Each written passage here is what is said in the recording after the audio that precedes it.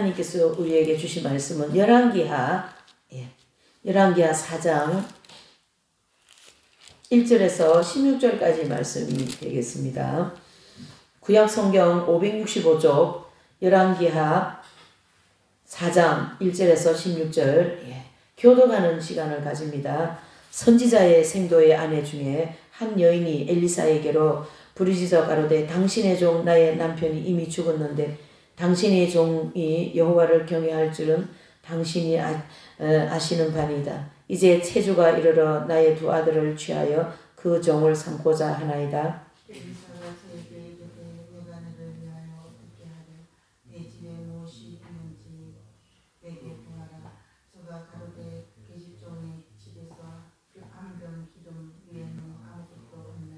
가로되 너는 밖에 나가서 모든 이웃에게 그릇을 빌라 빈 그릇을 빌되 조금 빌지 말고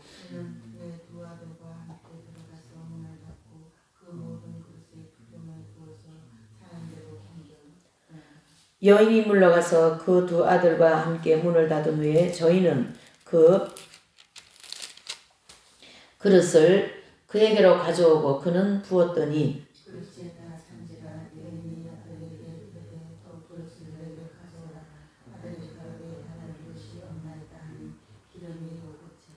그 여인이 하나님의 사람에게 나아가서 고한데 저가 가로되 너는 가서 기름을 팔아 빚을 갚고 남은 곳으로 너와 내 두 아들이 생활하라 하더라.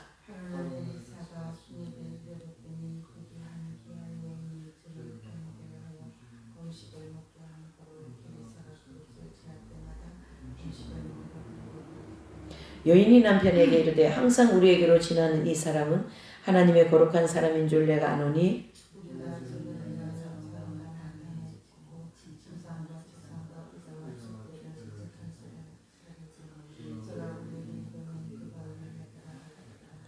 하루는 엘리사가 거기 이르러 그 방에 들어가 누웠더니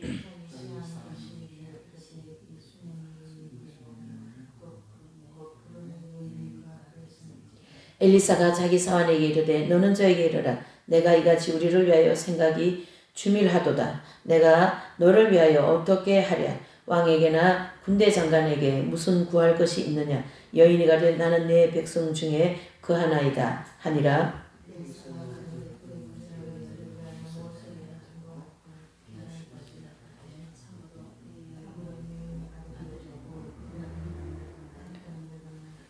가로되 다시 부르라. 부름에 여인이 문에 서니라.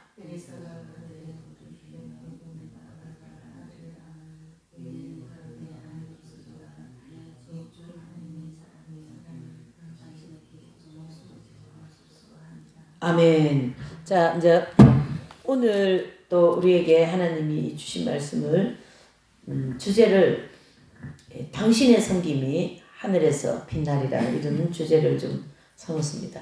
네, 좀 제목이 좋지 않습니까? 네, 참 당신의 섬김이 하늘에서 빛나리라. 자, 이 본문의 말씀은 제목과 정반대적인 아주 혼란스러운 시간을 지나고 있는 시점입니다. 그래서 여기 나오는 이제 그 하나님의 사람 선지자는 누구냐 하면은 엘리사이죠. 엘리사. 자, 그럼 엘리사 전에 누구냐면 엘리야가 있잖아요. 그럼 엘리야 시대에 가장 이스라엘이 북이스라엘이거든요. 이 이스라엘이 혼란스러운 때입니다. 왕이 누구냐면 아흐 왕이었어요. 그 부인은 이세벨이었거든요. 그러니까 그 나라가 어떻게 했습니까? 온 나라 구석구석에 우상이 막 그냥 창궐하고 이런 아주 혼란스럽고 하나님 중심적이지 않고 이런 혼란 시기에 엘리야의 사역이 마치고 엘리사가 그 사역을 이제 다시 맡아서 이제 그걸 이어가는 그 시점에 연결고리가 돼 있어요. 그래서 국가적으로 보면 지금 우리 때 같이 아주 혼란스럽고 또 하나님을 믿는 백성이라 할지라도 이방인보다 못하는 그런 이방 우상을 섬기고 아주 그냥 온 나라가 남북이 다 지금 그런 고통스럽고 하나님께 버림받기 직전 그런 상황에 있는 그 국가적인 배경이고 그다음 이제 이 엘리사라는 하나님의 사람은 이제 그 상황에서 엘리야에게 능력을 받아서 이제 이제 뭡니까? 이제 사역을 감당하시는데, 이제 3장에 보면 이스라엘이 이 연합군과 이제 싸우는데요. 이제 그 이스라엘이 연합군과 싸울 때, 전쟁을 할 때 모압하고 싸웠거든요. 모압하고 전쟁할 때인데, 이 이제 엘리사가 그것을 도와줘가지고 이스라엘이 승리할 수 있도록 이끌어 오신 그런 시점이에요. 그리고 그 다음에 이제 4장이 오늘 이 사건입니다. 그래서 이 4장에는 꼭 복음서 같아요. 4장은 무슨 뜻이냐면 이 4장에는 5가지의 기적이 나옵니다. 예, 그래서 열왕기하 이 4장에는 오늘 1절에서 16절까지는 읽었지만 이제 시간이 많지 않으니까요. 전체 37절까지 있는데요. 5가지의 기적이 있어요. 그래서 여기에 나오는 이 5가지의 기적은 아마 교회를 좀 다닌 사람이라면 다 잘 알아요. 그래서 거기 5가지가 뭐냐면 1절에서 7절까지는 선지생도의 아내, 채무. 그러니까 이 얘기는 뭐냐면 선지생도는 지금으로 하면 신학생이잖아요. 그 신학생의 아내예요. 그게 이제 앞으로 사모가 될 사람이죠. 근데 그 신학생이 죽었어요. 그러니까 신학생 아내는 과부가 된 거죠. 그래서 우리가 잘 아시다시피 그 당시의 과부는 거의 생계가 유지하기 그럴 정도의 어려운 그런 그 시대이었거든요. 근데 하나님이 일을 하기 위해서 신학교를 갔는데 그냥 남편이 죽어버리고 아내는 과부가 되었어요. 그까지는 좋았지만은 또 거기에 막 빚이 엄청 많은 거예요. 그래서 채무가 많은 그런 사건에 대한 내용이 1절에서 7절까지 내용이고, 그 다음에 이제 두 번째로는 8절에서 16절까지는요, 수넴 여인의 섬김과 아들 낳음이라는 내용입니다. 그래서 그 지역에 수넴이라는 지역에요, 한 여인이 살았어요. 이게 8절을 한번 보실까요? 8절. 예. 8절 한번 보시죠. 자, 어떠냐면, 하루는 엘리사가 수넴에 이르렀더니, 거기 한 귀한 여인이 저를 강권하여 음식을 먹게 한 거로, 엘리사가 그곳을 지날 때마다 음식을 먹으러 그리로 들어갔더라. 아멘. 그랬어요. 그러니까 이 수넴에 있는 이 여인은 굉장히 귀한 집 여인이에요. 근데 선지생도의 그 아내는 좀 가난하고, 좀 되게 이제 이게 귀족이 아닌 그런 입장이고, 이 수넴의 여인은 굉장히 귀족집의 여인인 거예요. 그래서 이 귀족집의 여인이 이제 집안이 좀 풍요롭지 않겠어요? 그런데요, 이 귀족의 여인이 먼저 예루살렘과 이렇게 이제 이스라엘을 이렇게 왔다 갔다 하는 그 길에서 하나님의 사람 엘리사를 언제나 보는 거죠. 그분을 우리 집에 오셔서 식사를 하고 가십시오 해서 늘 식사를 챙겨드리고, 그리고 난 다음에 9절에 보니까 여인이 그 남편에게 이르되 항상 우리에게로 지난 이 사람은 하나님의 사람이고 거룩한 사람입니다. 이제 알아본 거죠. 그러면서 10절에 무슨 일을 합니까? 이 여인이 우리가 저를 위하여 작은 방을 담 위에 짓고 침상과 책상과 의자 촛대를 진설하사이다. 저가 우리에게 이르면 거기 유하리이다 하고, 이 엘리사가 지나갈 때마다 이 집에 들러서 식사를 하게 하시고, 그것도 모자라서 방을 하나 만들어 놓고 엘리사가 지나갈 때마다 여기서 유숙하게 한다는 그러한 섬김을 하고 있는 거예요. 저는 이 장면을 보면 그냥 장면 자체가 감동스럽습니다. 누가 시킨 것도 아니고 자신이 그냥 알아보고, 아, 저 사람은 하나님의 사람, 저 사람은 거룩한 사람, 저 사람을 섬겨야 되겠다. 그리고 식사를 대접하고 집을 만들어서 방을 지어서 거기서 유하게 하시고 말이죠. 그렇게 하는 그 모습을 이 엘리사가 보니까 너무 귀하거든요. 안 그렇습니까? 그죠? 너무 귀하게 보여가지고 이제 11절에 보니까 하루는 엘리사가 거기 이르러 그 방에 들어가 누웠더니, 12절을 보셔요. 자, 12절을 여러분, 이 말씀이 오늘 여러분들에게 이루어지기 위해서 제가 오늘 이 말씀을 준비를 했어요. 자, 그래서 12절을 보실게요. 시작. 자기 사환의 게하시에게 이르되 이 수넴 여인을 불러오라. 부름에 여인이 그 앞에 선지라. 13절요. 엘리사가 자기 사환에게 이르되 너는 저에게 이르라. 내가 이같이 우리를 위하여 생각이 춤이라도다. 내가 너를 위하여 어떻게 하랴. 왕에게나 군대 장관에게 무슨 그것을 좀 이렇게 내가 중간 역할을 해줄게. 여인이여, 나에게 뭘 하나 좀 구하라, 이런 뜻이잖아요.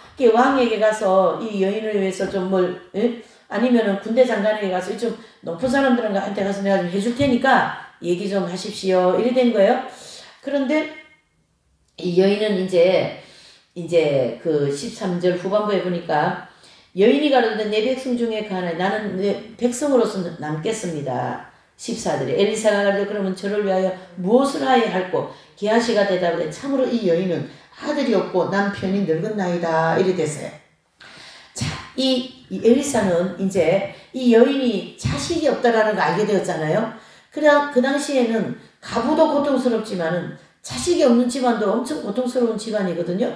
그래서 이 여인을 불러서 이제 15절에 다시 부르라 부르매 여인이 문에 딱 이렇게 서게 됩니다. 그러니까 16절에 엘리사가 이제 예언을 하는 거죠.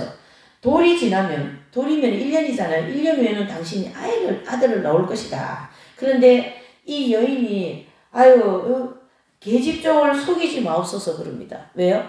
자기는 지금 아이를 놓을 형편이 못 된다라는 거죠. 남편도 나이가 많고 자신도 나이가 많으니까 어렵습니다. 하지만은 결과적으로 어떻습니까? 이제 17절에 보니까 여인이 과연 잉태하여 돌이 돌아오며 엘리사에게 말한 대로 아들을 낳았더라. 이렇게 먼저 큰 사건이 일어납니다. 그리고 이제 세 번째 사건은 이제 38절에서 44절까지의 내용인데요.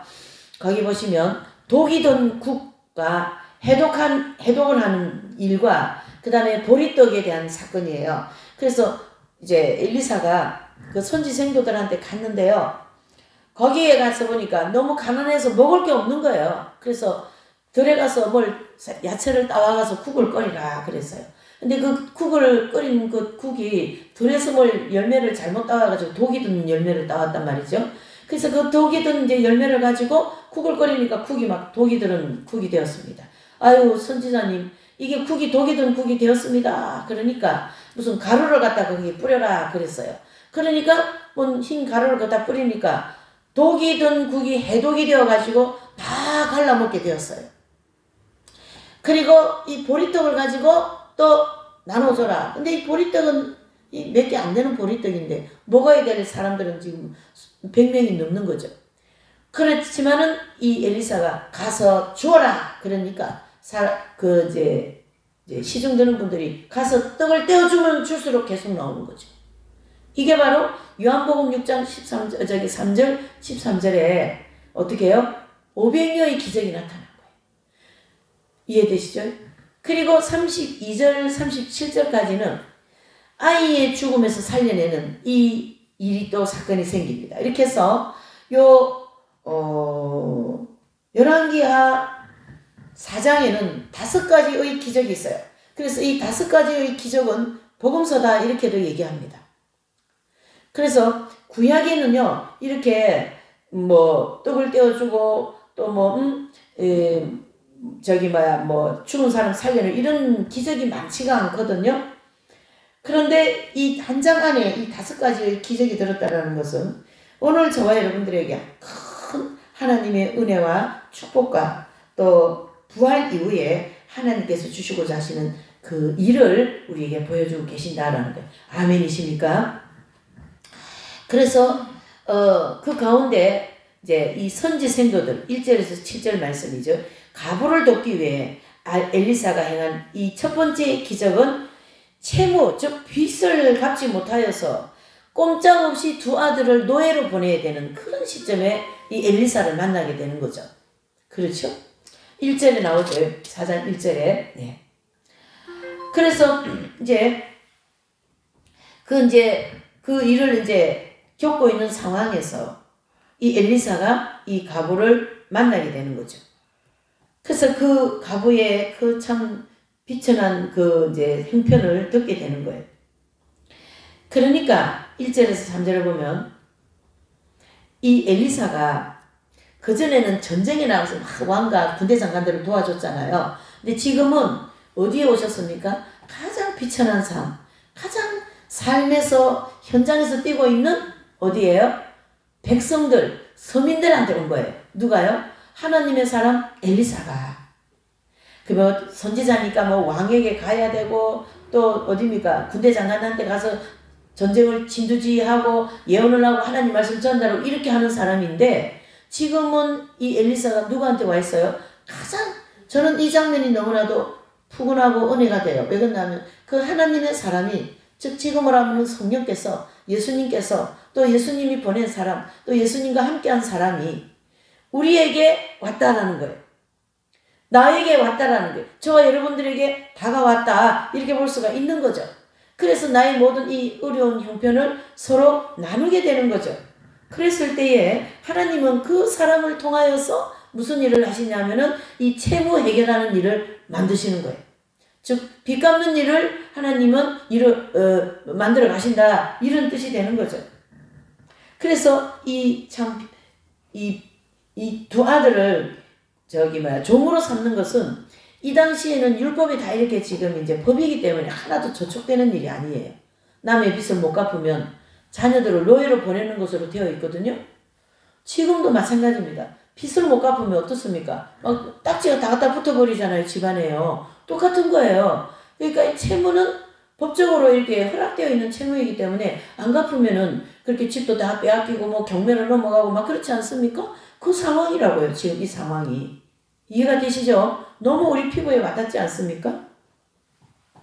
그래서 이제 이 가부는 정말 자신의 그런 어려운 형편을 엘리사에게 했을 때 엘리사가 뭐라고 합니까? 2절을 보세요. 엘리사에게 저에게 이르되 내가 너를 위하여 어떻게 하랴?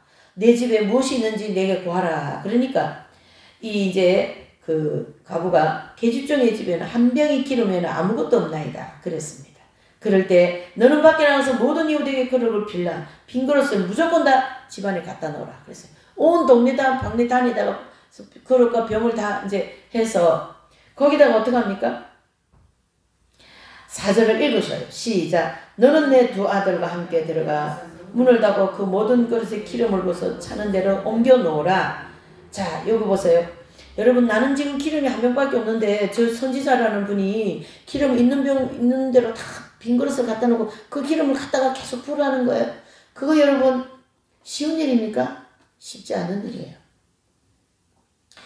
요 4절의 말씀은 절대 믿음이 없이는 안 되는 일이에요. 그래서 이 4장은 복음서라고 얘기하고 있지 않습니까? 복음서에 이런 사건이 많이 나오지 않습니까? 그렇죠? 예수님을 통하여 500여의 기적, 700여의 기적, 무리를 걸어오시고 또 죽은 자가 살아나고 막 뭡니까? 귀신이 막 떠나나가고 말이에요. 그런 일이 막 생기는 거죠. 그러니까 이 사건에도 지금 그와 같은 일이 이제 일어난 거예요. 5절에 여인이 물러가서 그 두 아들과 함께 문을 닫은 후에 저희는 그릇에 그에게로 가져오고 그는 부었더니 6절 시작. 그릇에다 찬지라 여인이 이들에게 이르되 또 그릇을 내게로 가져오라. 이들이 가로되 다른 그릇이 없나이다 하니 기름이 곧 거쳤더라. 아멘. 자 7절 읽으셔요. 시작. 그 여인이 하나님의 사람에게 나아가 구한대 제가 가로되 너는 가서 기름을 팔아 빚을 갚고 남은 것으로 너와 내 두 아들이 생활하라 하였더라. 아멘. 이렇게 결정을 내립니다. 여러분 이 기름을 다 채워지고 나니까 기름이 또 끊어졌어요. 그리고는 이 하나님의 사람 엘리사는 이제 그 기름을 바깥에 가서 팔아서 빚을 갚으세요. 그랬던 거예요, 여러분. 그리고 참 하나님은요 우리에게 뭘 하나 주시면 뭐 쪼잔하게 주시지 않습니다. 다 계산밖에 안 하셔요. 언제나 넘치고 철철 넘치게 주시죠. 그리고 빚 다 갚고 난 다음에 어떻게 해요? 마지막 보시니까 너와 내 두 아들이 먹고 살 수 있도록 생활하라. 다음에 먹고 살 것까지 다 주셨어요. 아버지 하나님. 할렐루야. 아멘. 지금은 우리가 너무나도 경제 때문에 어려움을 많이 겪고 있습니다. 보통 많은 설교하시는 분들이 이 본문을 가지고 부자의 비유를 하고 많이 그렇게 하는데 저는 큰 부자가 되는데 비유하고 싶지는 않습니다. 이걸 한 가지 알아야 됩니다. 산상수훈이라든가 또 예수님의 그런 모든 기적, 특별히 그 물고기 2마리와 보리떡 5개로 5,000명을 먹이는 이런 어떤 기적들은 잘 들으셔야 돼요. 그 기적이 나에게 내 현실이 일어날 그때는 어느 때냐면 이 사람은 저기 낭떠러지 서 있는 거예요. 낭떠러지. 이해되십니까? 오늘 이 여인은 기름이 한 병밖에 없기 때문에 어때요? 낭떠러지 서 있어요. 기름 한 병 먹고 나면 끝나는 거예요. 아들은 뭐예요? 빚 때문에 또 가야 되는 거예요. 종으로 보내야 되는 거죠. 노예로 보내야 되는 거예요. 그것은 인생에 있어서 가장 낭떠러지라는 거예요. 더 갈 데도 없고 앞으로 물러갈 뒤로 물러올 때도 없고 앞으로 갈 때도 없고 옆으로 갈 때도 없고 그걸 가르쳐 뭐라 그래요? 사면초가다 이렇게 얘기합니다. 이 하나님의 기적 또 우리가 절실할 때 믿음이 생기는 그 시점은 이렇게 사면초가 때에 사선을 넘어갈 때에 그때 이러한 기적이 나올 줄 믿습니다. 이것은 내가 조금이라도 힘이 남아있고 내가 뭔가를 움직여가지고 뭘 할 그런 때 하나님이 만약에 이런 기적을 베풀면 우리가 또 누굽니까 여러분? 내가 했다고 또 얼마나 또 나오겠습니까? 내가 했다. 하나님께서 나의 기도했더니 하나님께서 이걸 했더니 하나님께서 이랬더니 이렇게 해서 또 내가 또 얼마나 하나님 앞에 나오겠습니까? 그러나 오늘 이 열왕기하 4장 1절에서 7절의 말씀이 이 여인은 채무 때문에 고통받고 아들이 이 노예로 둘이나 하나도 아니고 둘이나 팔려간 이 상황에서 누굽니까? 이 구사일생으로 엘리사를 만나지 않습니까, 여러분? 여러분, 오늘 이 본문에 대해서 5가지를 다 다룰 수는 없어요. 시간이 없으니까. 제가 한 가지 여러분들에게 숙제를 드릴게요. 이 본문을 가지고 한번 묵상을 해보시라는 얘기죠. 얼마나 이 여인이 이 빚 때문에 어렵고 얼마나 두 아들이 노예로 가야 되는 이 심정이 얼마나 참 통분스럽고 말이죠. 얼마나 괴로웠겠냐라는 걸 우리가 한번 생각해 볼 수가 있는 거죠.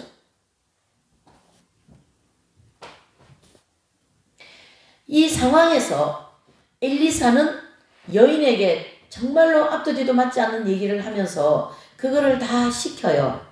그런데요, 성경에 나와 있는 이 모든 내용들은 하나님이 넘치는 축복인데요. 그 축복을 받아서 누리는 사람은 반드시 순종을 할 때 이 축복이 누리집니다. 순종하지 않으면 축복은 안 오게 되어 있어요, 여러분. 그걸 아셔야 됩니다. 순종은 축복의 통로이다, 이렇게 얘기할 수 있고, 순종은 하나님의 뜻을 이루는 것이다, 이렇게 얘기할 수 있고, 그 순종의 대명사이신 예수님이 순종하심으로 이 땅에 인간의 몸을 입고 오셔서 십자가에 돌아가시지 않습니까? 그 순종이 인류에게 뭘 줍니까? 구원을 주시고 죄사함의 은총을 주신 거예요, 여러분. 순종이 없으면 아무것도 안 됩니다. 순종만이 나를 살리는 거예요. 순종만이 내 이 모든 극박한 환경에서 나를 어떻게 합니까? 벗어나게 할 것입니다. 오늘 이 여인도 선지생도 아내인 이 가부가 된 이 여인도 어찌 한 병의 기름을 가지고 그 빈병을 다 채우라면 그게 순종이 되겠습니까? 그러나 성경에는 분명히 여인이 병마다 기름을 부었다고 기록하고 있고 그 순종을 통하여 그 빈 그릇에 전부 다 기름이 다 채워졌다라고 얘기하고 있습니다. 성경은 거짓말이 아닙니다. 기록되어진 그대로 우리에게 이루어집니다. 이 순종에는 반드시 믿음이 있어야만이 순종이 됩니다. 내가 오늘 빚이 많아서 우리 집에 빈 그릇이 기름이 한 병밖에 없으니까 내가 하나님은 오늘 이 말씀에 순종하겠나이다. 자, 기름 한 병밖에 없지요, 여러분들에게. 그렇죠? 이럴 때는. 그러니까 하나님은 큰 걸 바라지 않는다는 얘기죠. 나에게 있는 거, 기름 한 병, 내 건강, 내 시간, 아직 온전한 정신, 그렇죠? 아직 치매들 안 왔잖아요? 알츠하이머 안 왔잖아요? 또 얼마든지 움직일 수 있고 말이죠. 나에게 있는 뭐든지 그것을 가지고 기름 한 병이라는 얘기죠. 그것을 가지고 하나님의 나라를 위하여서 심으신다면 하나님께서는 여러분들에게 필요한 모든 그릇을 채워주실 줄 믿습니다. 두 번째로는요, 이 8절에서 16절 수넴 여인의 이 수넴 여인은 이제 그 귀한 여인이 저를 강권했습니다. 그렇죠? 귀한 여인이 저를 강권했다. 이 얘기는 바로 이 여인은 자신이 사는 것이 부유했어요. 그렇게 가난하지 않았습니다. 그런데요, 영적인 보는 눈이 있었다, 이런 뜻이에요. 영적인. 그렇죠? 그러니까 이 여인은 먹고 사는 것은 크게 문제가 없는데 영적으로 보는 눈이 있어가지고 이 엘리사를 볼 수 있는 눈이 있었던 거예요. 그래서 저분을 내가 섬겨야 되겠다. 저분을 내가 쉴 수 있는 방을 하나 만들어야 되겠다. 그런 마음이 생긴 거예요, 여러분. 이게 보는 눈이 없으면은 그게 아무나 되는 게 아니다, 이런 뜻입니다. 여러분, 이 시대를 우리가 지금 살아가는데 굉장히 혼란스럽습니다. 어디를 가면 이 소리 저 소리, 이 여기 가면 이 말하고 저기 가면 저 말하고, 또 국가적으로도 얼마나 혼란스럽습니까? 또 신앙적으로도 어느 얘기 들으면 또 뭐 저기 뭐야 그저 우크라이나 전쟁이 또 3차 전쟁을 했다가, 또 어느 얘기 들으면 지금은 뭐 또 다 휴고된다 했다가, 하여튼 이 성경적으로나 신앙적으로나 신학적으로나 다 혼란을 지금 거듭하고 있는 상황인 거거든요. 하나님께서 잘 들으셔야 돼요. 우리에게 이 혼란을 허락하신 이유가 한 가지 있어요. 그건 바로 뭐냐면 분별하라고. 아멘이십니까? 분별하라고. 분별을 하시면 이 수님 여인과 같이 결과적으로 엘리사와 같은 그런 사람을 알아본다는 얘기죠. 이해가 되십니까? 여러분, 하나님께서는 우리에게 그렇게 해서 이 혼란 속에서, 소용돌이 속에서 하나님의 뜻을 찾아서 한 걸음 한 걸음 나에게로 와라, 그 훈련을 지금 시키고 있는 거거든요. 틀린 얘기 하는데도 맞다, 아닌 얘기 하는데도 그렇지, 그렇게 다들 하고 있어요. 그런데 그렇지가 않습니다. 성경의 심지를 들었다고 해서 뭐 이거 말씀을 전한다고 해서 다 분별을 그렇게 잘하는 것이 아니다, 이런 뜻이죠. 제가 설교에서 이걸까지 접목하는 것은 그 분별이 그렇게 쉽지가 않다, 이런 뜻이죠. 근사하게 보입니다. 그 근사함 속에는 성령의 말씀도 있고, 성경의 말씀도 있고, 또 성령의 인도를 받으라는 그런 말씀도 있고, 여러 가지 말이 있지만은 그 여러 가지 말 속에서 하나님의 온전한 밝은 빛된 진리의 말씀을 분별하는 것이 그리 쉬운 일이 아니다, 이런 뜻이죠. 하나님께서 우리에게 이런 소용돌이와 혼란을 주시면 분별의 훈련을 반드시 해야 되기 때문이죠. 왜 그래요? 앞으로 우리가 분별하지 않으면은 나도 모르게 거기에 휘둘리게 되어 있습니다. 이 훈련이 우리가 꼭 필요한 훈련이다, 이런 뜻이죠. 그래서 이 두 번째로는 우리 자신이 가지고 있는 믿음의 이 분량대로 하나님 앞에 순종과 이 믿음의 분량대로 하나님께서 우리에게 주시고자 하시는 것을 풍성히 받으셔서 그것을 가지고 어떻게 해요?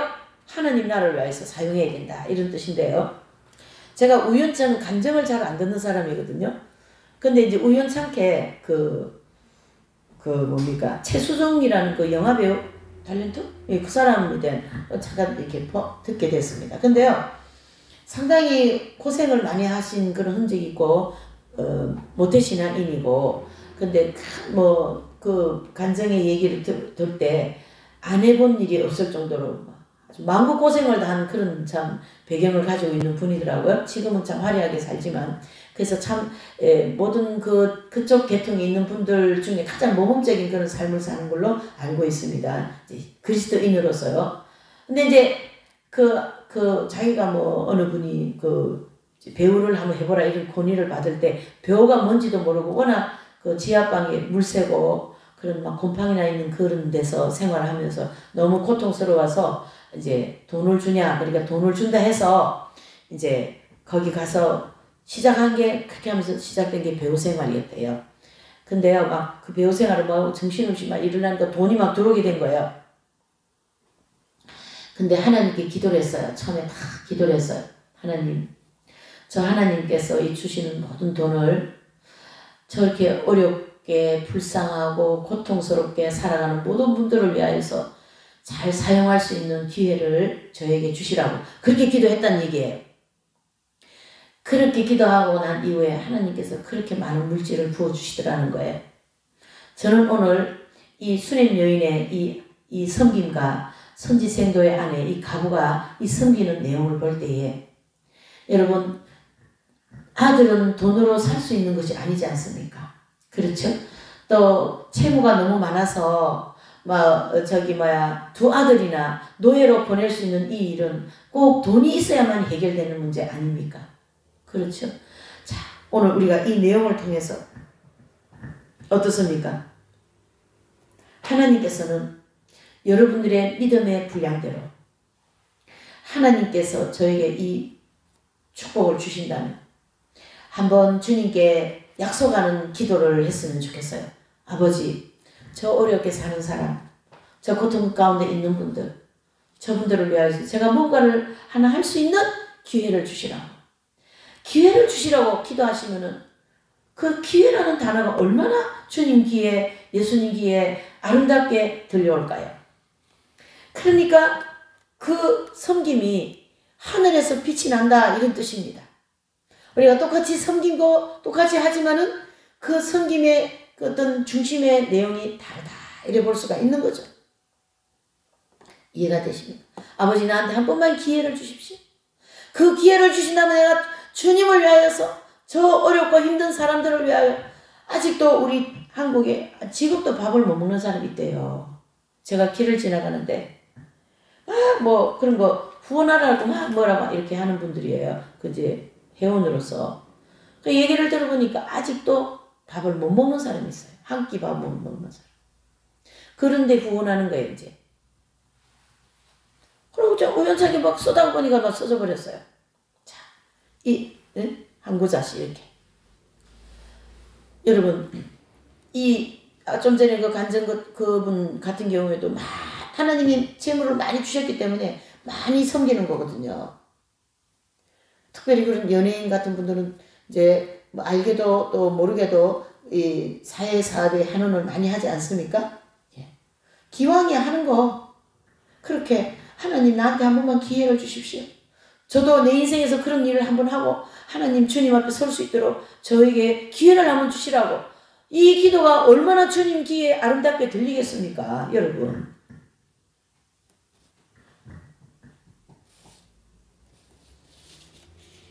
그래서 하나님의 마음에 딱 드는 기도, 하나님의 마음에 딱 드는 뭐예요? 생활, 하나님의 마음에 딱 드는 순종, 이러한 것만이 하나님께서는 너 기도 참 마음에 든다. 너 그 내용이 참 마음에 든다. 마음에 들으니까 지금 엘리사도 이 수넴 여인이 그 여인을 불러와라 하는 게 얼마나 마음에 듭니까? 마음에 안 드세요 여러분? 수넴 여인이 이 엘리사를 위해서 방을 짓고 오고 가고 할 때마다 식사를 대접하고 하는 것이 얼마나 어떻게 해요? 엘리사에게 마음에 드는 거죠. 또 이제 선지생도 이 가보 이 여인도 그 얘기를 들으니 참으로 딱하지 않습니까? 두 아들을 남편이 없으면 아들이라도 어머니를 공양을 해야 되거든요. 근데 두 아들도 노예로 가버리죠. 빚이 많아가지고. 그러면 어떡하겠어요? 이 가보인 이 선지생도 이 부인은 굶어 죽게 생겼어요. 그런 딱한 처지. 그 처지를 보고 엘리사는 이 기름병에 기름을 다 채우는 기적의 역사를 만들어내지 않습니까, 여러분? 하나님의 말씀은 언제나 나와 함께하고 하나님의 성경에 나와 있는 모든 사건은 내 인생에서 일어나는 사건이다. 이렇게 보셔야 되는 거예요. 여기 지금 빚 없는 사람 없고요. 그렇죠? 물질 때문에 고통 안 받는 사람 없고요. 자녀들 때문에 걱정 안 되는 사람이 없습니다, 여러분. 이 사회에서 자녀들이 나가서 제가 지금 뭐 하려고 다닐까? 향락에 빠지지는 않을까? 혹이라도 나쁜 사람, 이단들이 옆에 와서 또 이렇게 미혹하지 않을까? 그럼 염려하지 않습니까, 여러분? 그러니 그 아들이 노예로 가는 이 아들 때문에 고통받고 있는 그 부모나 여러분들의 부모나 같은 것이다. 이런 뜻이죠. 그 아들이 어떻게 하든지 천사의 도움을 받아서 바른 길을 가게 만들어 주시라고 기도해야 되고 이 아이들을 주님께 봉헌할 테니 이 아이들을 주님이여 잘 사용하셔서 이 사회에 정말 빛이 소금이 되는 그런 역사가 일어났으면 좋겠습니다. 그런 기도하면 하나님이 참 그 기도 내 마음에 든다. 그래 하지 않겠습니까, 여러분? 우리가 부활주의를 지나고 하나님께서 이 본문을 어제 아침에 오늘 주일이니까 어제 아침 새벽에 딱 주시더라고요. 부활주일 지나고 하나님께서 이 축복을 하시겠구나. 아예 믿어버렸어요. 여러분들은 안 믿어지십니까? 믿어질 때 역사가 일어납니다. 순종할 때 역사가 일어납니다. 네. 수넴 여인 역시 이제 자식이 없는 이 상황에서 이 아들을 얻게 되는 여인이 되는 거죠. 사무엘상 1장 6절에서 7절에도 이제 그 아들을 낳지 못하는 한나에게 아들을 얻게 하는 거죠. 또 창세기로 가면은 또 아들이 자녀가 없어서 고통받고 있는 아브라함에게 자녀를 놓게 하는 거죠. 여러분, 가만히 있는데 이게 된 게 아니에요, 여러분. 잘 보셔요. 이제 PPT를 보고 정리할게요. 본문에 나와 있는 모든 축복들 5가지는 결국 순종만이 축복을 받을 수 있는 통로이고, 납득하기 어려운 지시에도 온전히 순종을 했다, 이런 뜻이고요. 자신이 지닌 믿음의 분량대로 하나님의 축복을 누릴 수가 있는 거예요. 하나님 축복은 우리가 누릴 수가 있다, 이런 뜻이에요. 가부가 이웃들로부터 빌려온 그릇의 수요대로만큼 축복을 받을 것이다. 아멘이십니까? 네. 하나님께서 마음을 딴 데 두지 않고 전심전력을 다하여 주님을 찾는 자에게 응답하겠다, 이런 뜻입니다. 순종하는 자에게 응답하는 거나 전심전력을 다하여 주님을 찾고 주님께 도움을 청하는 자에게 응답하시겠다, 이런 뜻이 되지 않습니까, 여러분? 그래서 마태복음 6장 6절에는 예수님은 골방에 들어가 문을 닫고 은밀한 중에 보시는 내 아버지께 기도하라. 은밀한 중에 보시는 내 아버지께서 어떻게 한다요? 갚아주신다. 이 마지막 단어 마음에 들지 않습니까? 하나님께서 갚아주신다고요. 갚아주신다고. 하나님께서 빚도 갚아주시고, 하나님께서 내 자녀도 지켜주시고, 하나님께서 하신다, 이런 뜻입니다. 하나님께서 하신다.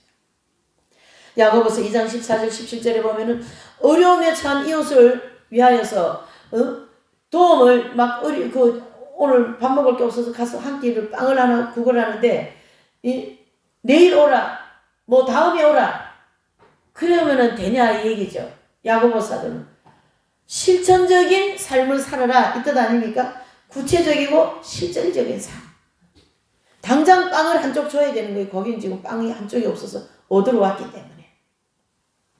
일용할 양식이 없어서 고통당하는 자에게 평안하라. 말로만 가지고 하는 걸 말로만 가지고, 우리 이 지금 시대는 말과 지식이 하나님의 뜻을 다 망가뜨리고 있습니다. 말과 지식이.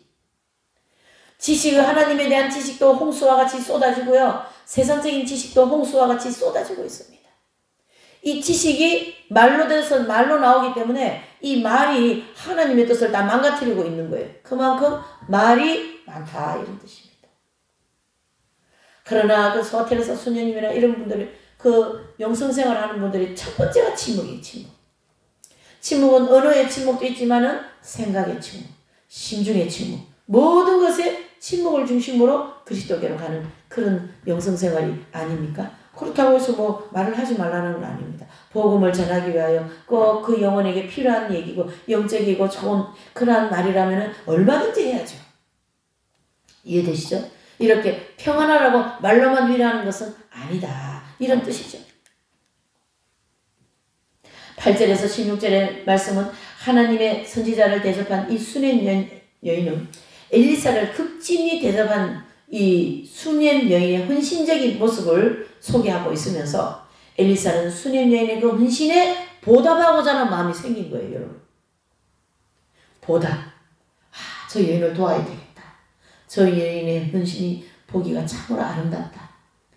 남들도요, 나하고 관계없는 사람도요, 헌신하는 모습이 아름답지 않습니까? 그렇죠. 그런 아름다운 삶이 우리를 늘 축복의 통로로 이끌어가는데, 그 아름다운 삶에는 반드시 순종과 믿음이 필요하다, 이런 뜻이죠. 그래서 갈멜산과 이스라엘 사이를 자주 왕래하는 이 선지자 엘리사를 위해 정성껏 음식을 대접하고 그가 쉴 수 있는 작은 방을 마련하고 말이죠. 잘 보셔요. 이 여인은 내가 엘리사가 나한테 이렇게 축복할 거야, 그런 마음 없이 그 좋은 마음으로 저분은 하나님의 사람이라는 걸 생각하면서 봉사를 했더니구만, 이 수넴 여인의 이 아름다운 봉사는 예기치 못한 축복을 그녀에게 가져다 주었다, 이런 말씀이죠. 예기치 못한, 생각지도 않은 축복을 하나님이 주신 거예요, 여러분. 하나님은요, 우리에게 뭘 계산하려고, 하나님이요, 인간 머리에서 계산하는 걸 제일 싫어합니다. 하나님은요, 이 머리를 비우기를 원하셔. 이거 비우고 단순하고 아주 순수한 그런 마음으로 주님께 오기를 원하시는 거예요.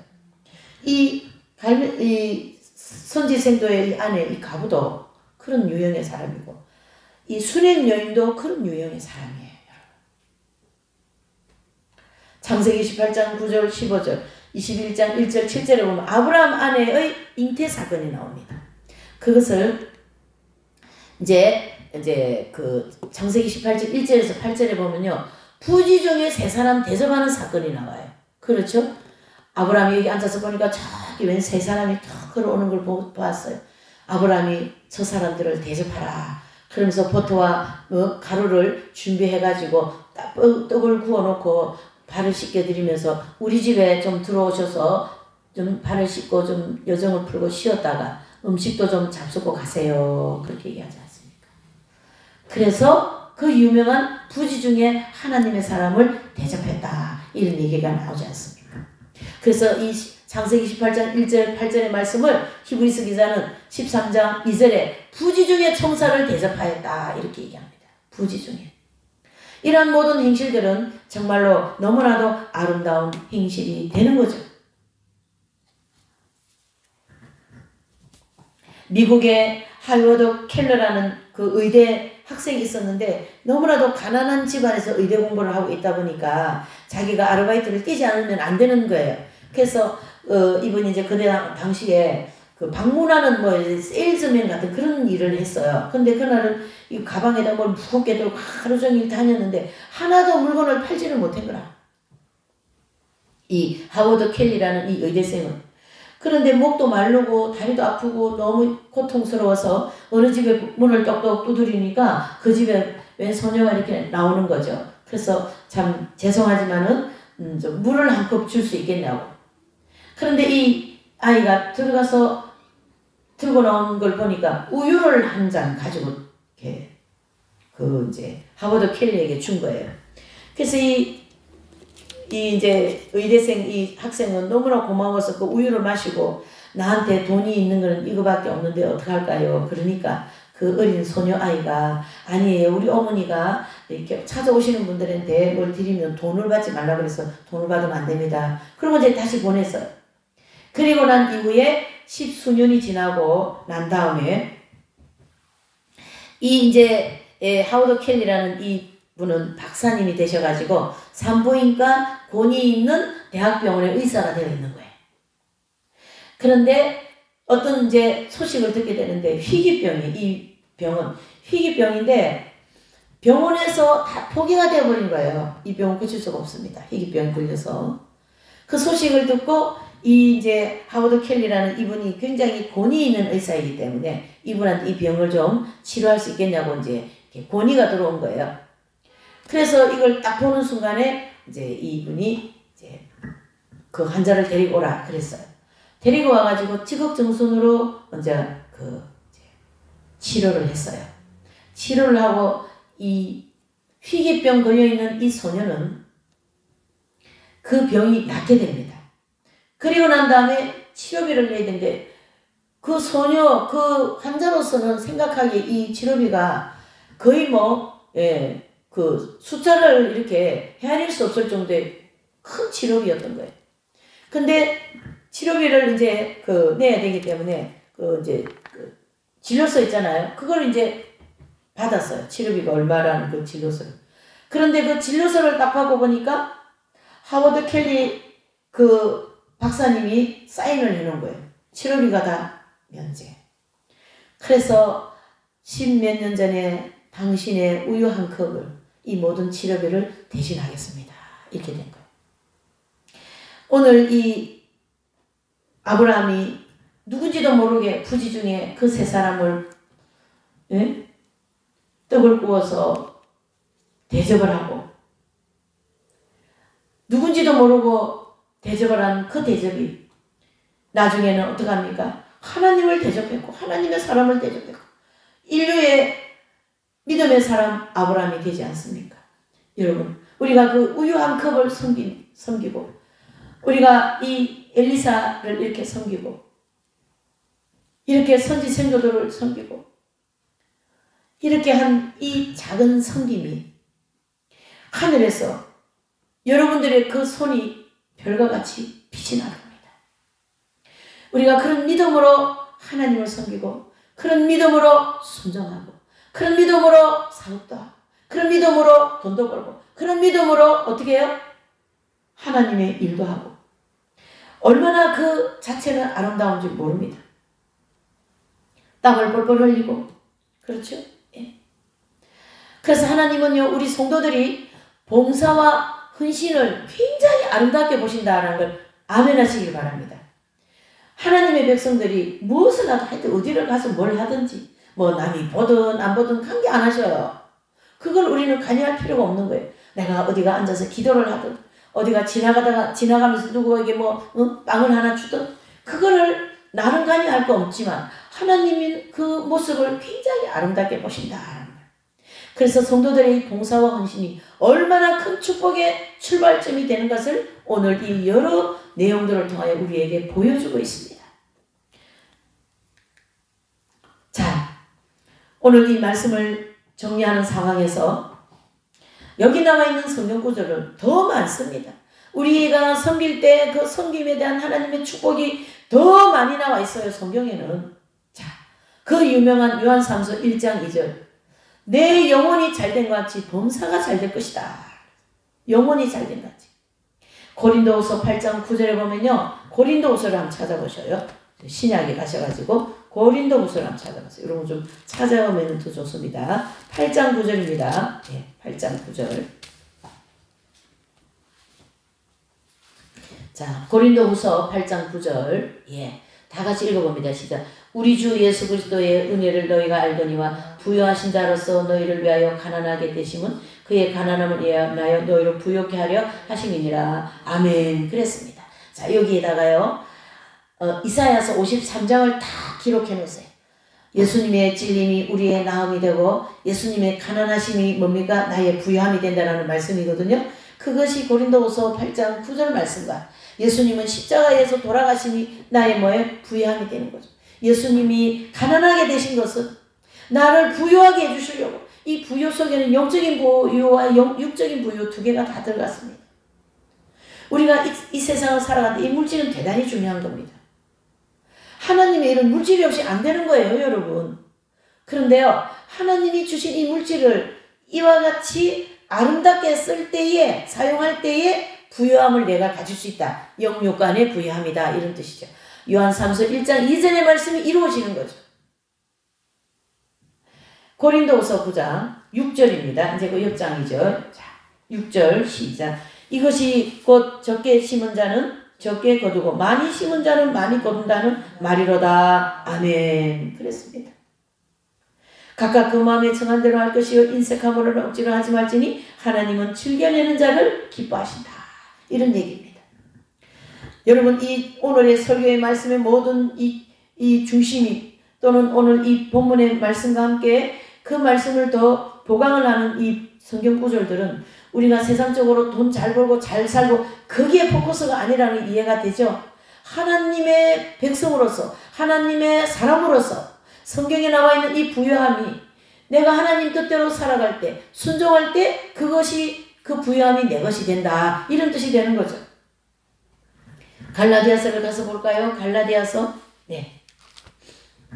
갈라디아서는 예.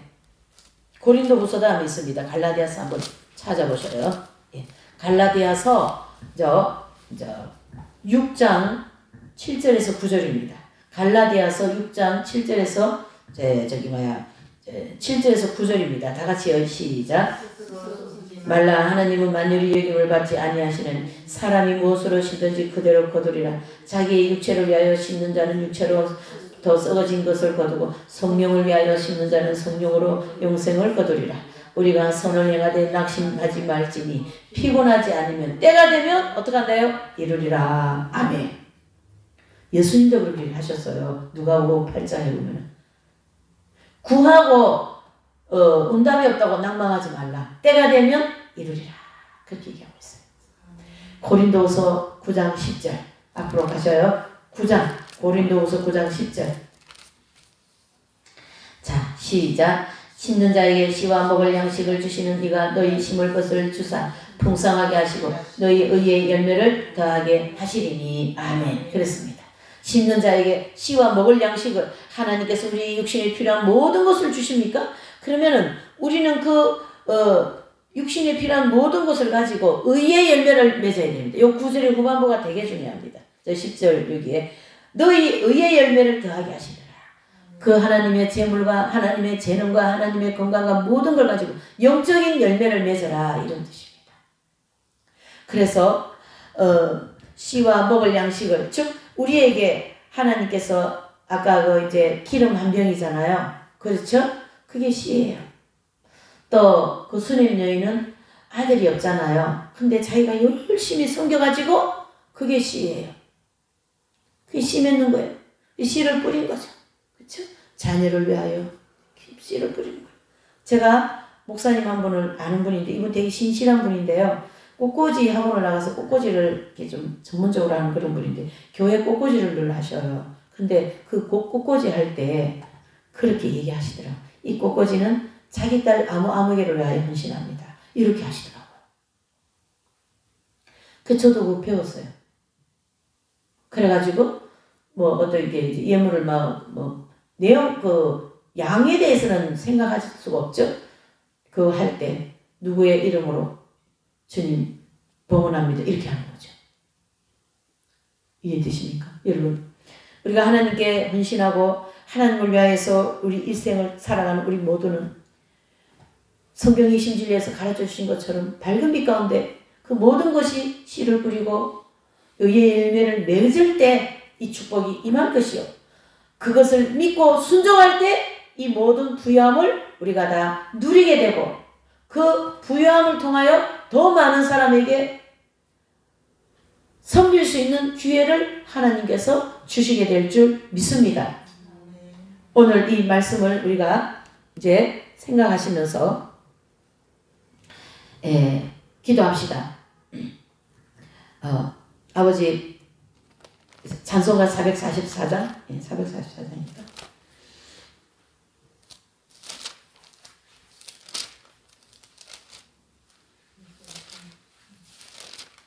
이 세상 끝날까지 그 찬양인데 제목 제가 한번 찾아볼게요. 제목 400 몇 장인데요. 제가 그래서 우리 오늘 말씀을 488장 448 네 하시면서 좀 기도를 우리 하십시다. 아버지 누가 알아주든 안 알아주든 그런데 신경 쓰지 말게 하시고 오직 주님 한 분만을 바라보고 오직 예수님이 기뻐하시는 이 수냄 여인과 또 이 선지생도의 이 부인과 같이 그런 섬김을 통하여서 하나님의 나라에서 별과 같이 빛나는 나의 손길과 우리 가족들의 모든 손길과 우리 모두가 될 수 있도록 그렇게 은혜를 주시고 또 이제 자비함을 베풀어 주시라고 우리 부르짖어 기도하자고요. 네. 이 세상 끝날까지 주를 위하여 봉사하리니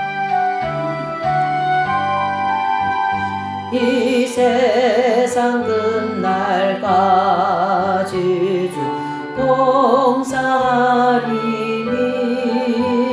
내 친구 되신 주여 늘 함께 하소서 주 나와 함께 하면 전쟁도 거벗고 주 나를 인도하면